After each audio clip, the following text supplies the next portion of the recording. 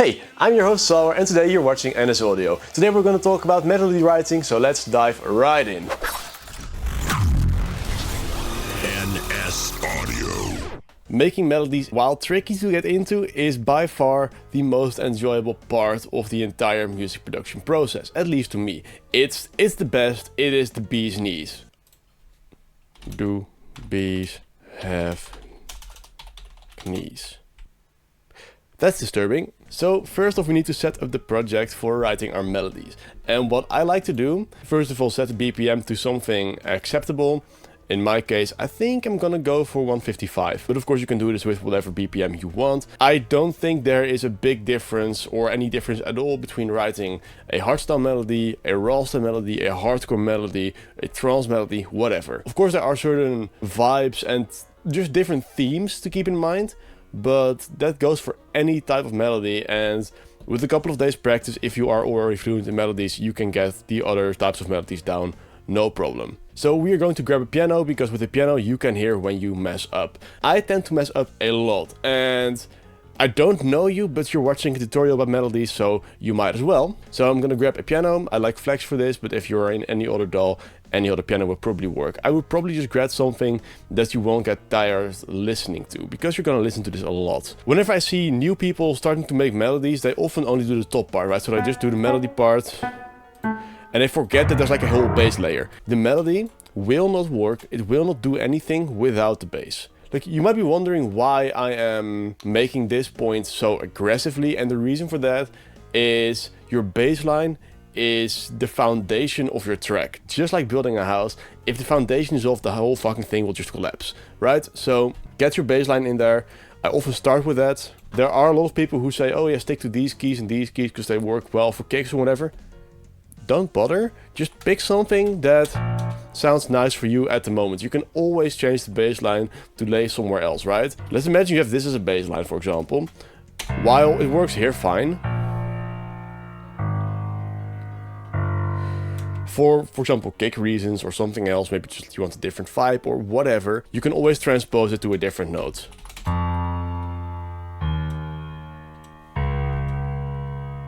And this goes for chords, it goes for melodies, it goes for everything, right? So let's say you have like actual chords on this.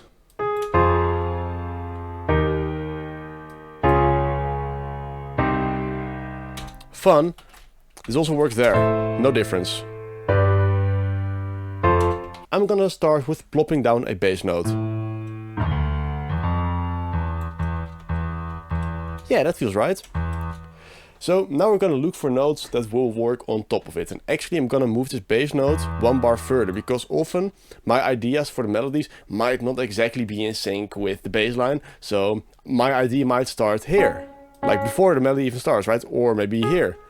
And with this I have the freedom to start before or after. I'm gonna look for notes that actually like sound nice together with this note, so very uplifting. Very ominous, but I do like it. And so with this, you may have noticed this, I'm pressing space a lot. Because with space you can start and stop and it will jump back to the starting point. That is great, because making music, contrary to popular belief, is all about listening. There are scale guides, there are like a lot of different cool tools to help you do this. However, I would encourage you to learn how to write melodies before touching one of those scale guides, because a scale guide will kind of be a cheat code for you not to listen, and right now you will need to learn how to listen.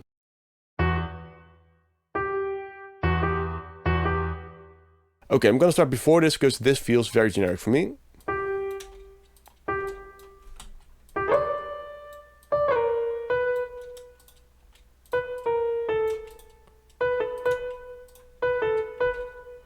This could be cool. Da, da.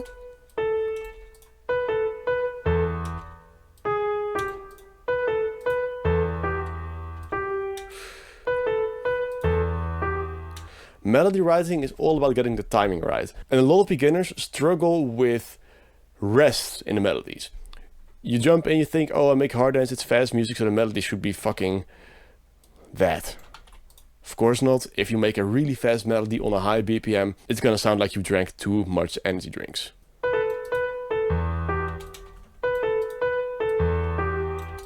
Oh, I like this a lot, actually. Note length is another thing. I tend to not really pay attention to that at the start, at least, because you can always change it later, but right now I want to get my idea out there fast.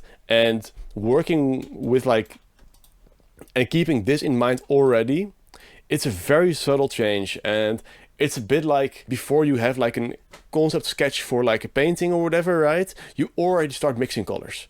It's fun, you could definitely do it that way, but there's a fat chance you kind of forgot what the whole painting was about, right? So for now,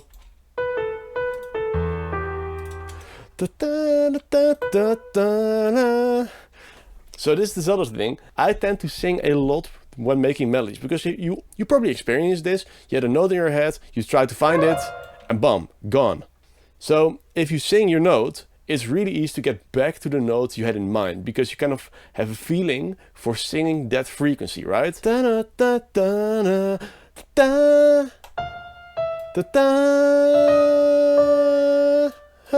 There we go.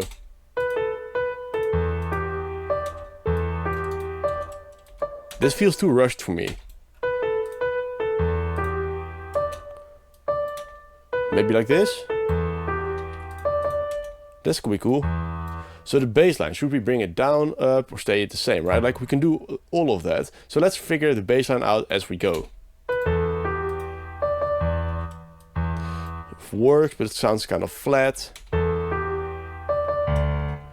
Works, but not exactly what I had in mind. So let's move her on.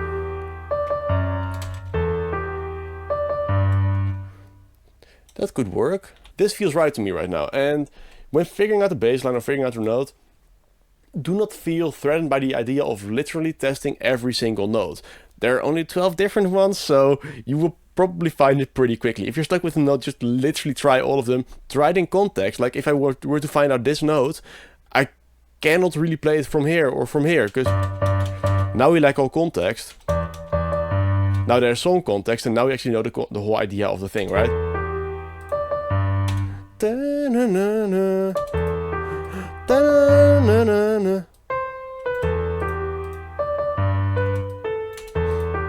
Da-na. Da-na-na. Da-na.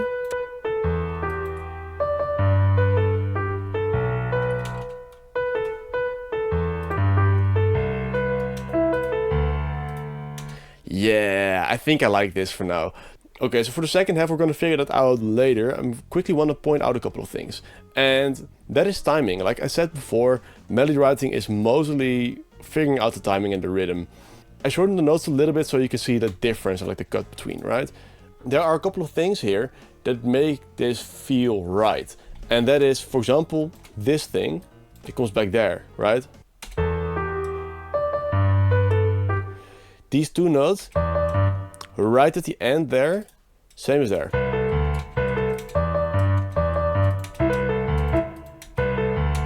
Little recognizable patterns in your melody, sometimes called motifs, will help create a melody that fits together. Like if this, for example, was over there, on its own it might work, right?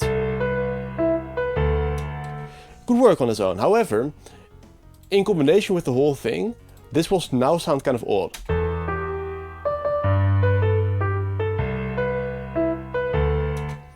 Something feels odd there. So keep this stuff in mind, because it makes melody writing a lot easier once you try to focus on recognizable patterns. Like again, this is one, but you may have noticed this as well, right? Like actually this. Timing wise, it's the exact same motive. So now we're gonna extend this thing. I wanna grab these as well, but I'm not quite sure how well they would fit in, because it's quite long. So it might kind of like ruin the vibe of like this long note. Definitely works though. Yeah, I'm gonna shorten this one note. Oops, wrong one. What if you just drag out the last one? So that like it's fine, it like really resolves nicely there, right? By the way, a great tip for making sure your timing feels right is chopping up the bass into kick-sized pieces. So we're making dance music, right? And especially in hard dance, you have this kick that just kind of goes on and your melody needs to fit on that. It is a lot easier to imagine what it would sound like with kicks. I mean, you can even make kick rolls if you want.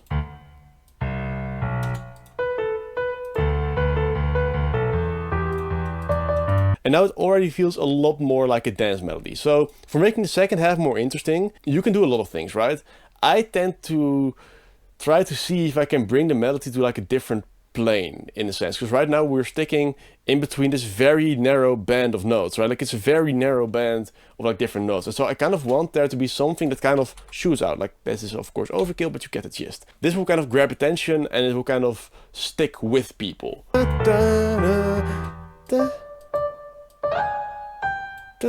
Yeah.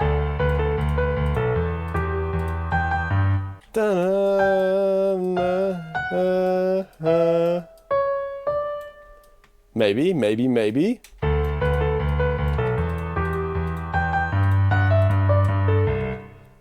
Yeah, this works.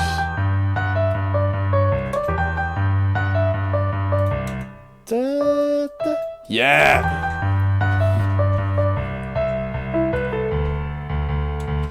And for this, like, we can see if we can find something that works a little bit better than this, because this feels really plain. So let's just bring it up.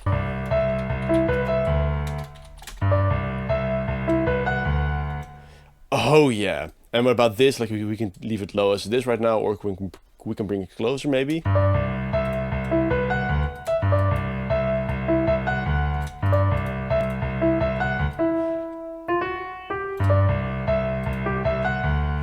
Yeah, I like this a lot. I also quickly need to talk about note length a little bit, because you can stretch every note till the edge of the other note, right? But this will take away the breathing room. Energy in music comes from contrast, and that contrast could be from like low to high, like this for example.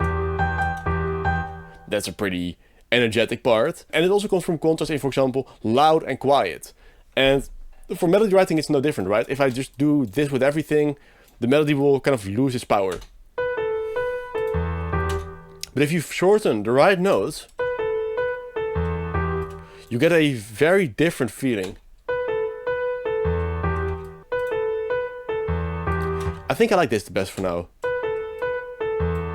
Whenever you do this, be consistent, right? This note, for example, is exactly at the half of one bar. So if I elongate one of these two notes, like it's the same kind of rhythm, right? So make sure that you elongate the same note. If I do this one here long, and now I make this one here long instead, you get a very different feeling there.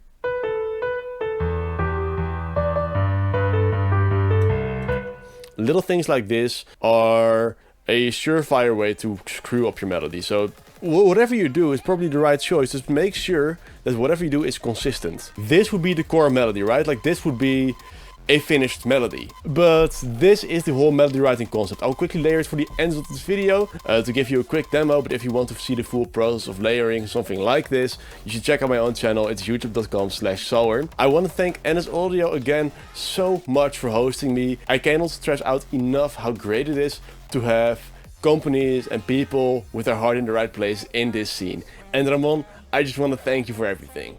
This is Sauer. I hope you enjoyed the end result. Have a great day.